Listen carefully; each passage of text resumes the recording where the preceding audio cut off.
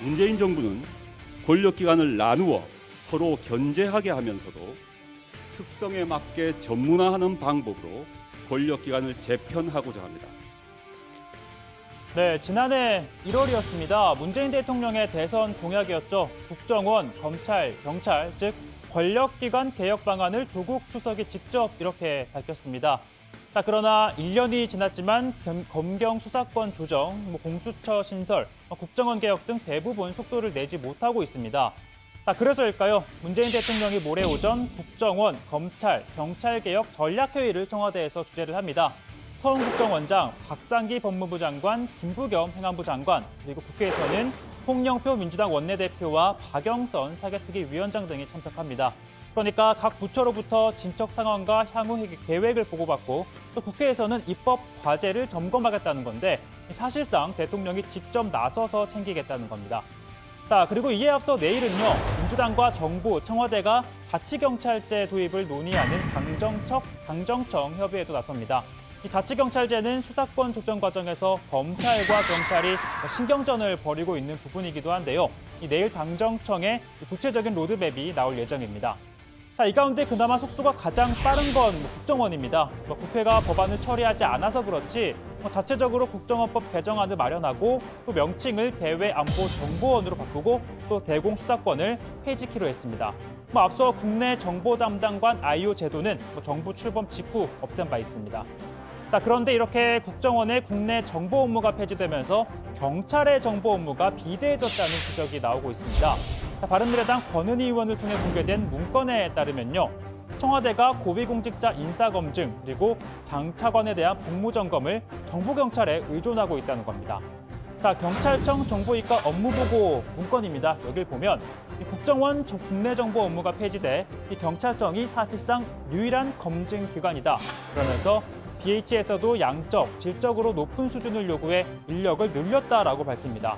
자, 그러면서 청와대가 이 직무역량 자료에 생생한 사실과 멘트가 담겨 있다며 신뢰를 보였다라고 자평을 하기도 했습니다. 자, 물론 청와대는 비서실 조직과 인력이 한정돼 있기 때문에 관련법에 따라 경찰청 등 정부기관의 협조를 받아 업무평가를 수행하고 있다는 입장입니다. 사실 정보경찰이 비대해질 거라는 건 수사권 조정 과정에서도 검찰이 지속적으로 문제를 제기하고 있는 대목입니다. 사법경찰이 국내 정보를 독점하는 상황에서 수사에 대한 사법적 통제까지 해제하게 되면 경찰 권력이 과도하게 비대해지는 문제가 발생할 수 있습니다. 자, 그리고 경찰 개혁 가운데 하나는 경찰 대학에 대한 개편도 있습니다. 이 경찰이 자체적으로 내놓은 안을 보면요, 학비 지원, 병역 혜택을 없애고 이 고졸 신입생을 줄이는 내용을 담고 있습니다. 다만 이 경찰대를 졸업하면 경위로 임용되는 건 유지하고 있는데요. 자, 참고로 경찰 계급은 순경부터 치안총감까지 총 11개입니다. 자, 이때 경찰 공무원 시험을 통과하면 순경에서 시작을 하지만 이 경찰대 출신은 3단계를 건너뛴 경위로 출발을 합니다. 최근 통계에 따르면요, 순경에서 경위로 승진하기까지 평균 13년, 15년 정도 걸리고 또 순경 출신 상당수가 경위로 정년 퇴직하는 점을 고려하면 특혜라는 지적이 줄곧 나왔습니다. 자, 그런데 경찰대 출신 민주당 표창원 의원이 발의한 법안이 있는데요. 자, 경찰대를 나와도 순경으로 임용하자라는 내용을 담고 있습니다. 자, 그동안 상대적 박탈감을 느낀 순경 출신들은 환영하는 분위기지만 또 일각에서는 지나치다 경찰이 젊은 인재를 영입하지 못할 것이란 우려도 있는데 경찰 수뇌부의 시각만 봐도 그렇습니다. 경찰대학이 존립해야 할 근거가 어떤 것이 있다고 생각하십니까? 경찰대학이라든지 소위 스카이 대학이라든지 이런 데 어떤 들어갈 때 이거 보면 굉장한 수준 차이가 나고 그렇기 때문에 청장님, 지금 굉장히 위험한 발언하셨습니다. 예. 경찰대나 스카이대학 들어가는 사람은 다른 사람보다도 우수하다는 취지잖아요, 지금. 아니, 기본적으로 그건 객관적으로 사실은 있는 부분이고요. 예. 자, 그리고 다음은 사법개혁인데요. 전직 대법원장이 구속되고 재판에 넘겨지면서 이 제왕적인 대법원장 중심의 사법행정에 대한 개혁 목소리도 커지고 있습니다.